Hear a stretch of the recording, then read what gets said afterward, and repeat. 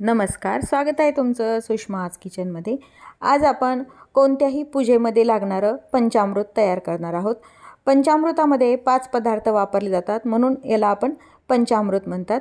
पंचामृत हे तुम्हाला गणपती स्थापना, सत्यनारायण पूजा, तसेच गोकुळाष्टमी किंवा मग महादेवाच्या अभिषेकासाठी, कोणत्याही देवाच्या अभिषेकासाठी पंचामृत हे आपल्याला पूजेमध्ये लागतेच।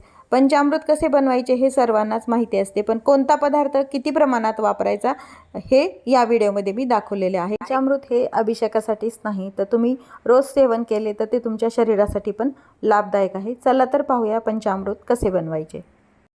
ते मी एका बाउलमध्ये 1 कपभर दूध टाकून घेतलेले आहे। यामध्ये 3 चमचे दही टाकायचे। दही फार आंबट नसलं पाहिजे, कमी आंबट दही वापरायचं, म्हणजे पंचामृत पण छान चवीला पण छान लागतं व जास्त आंबट होत नाही।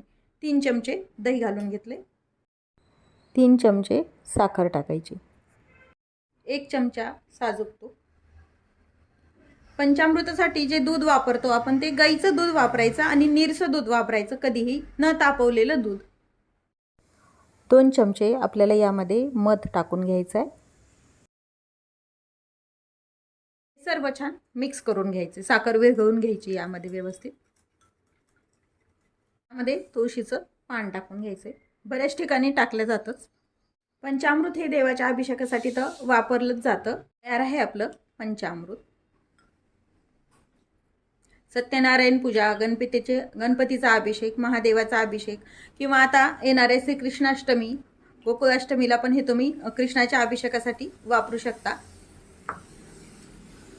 तयार आहे पंचामृत।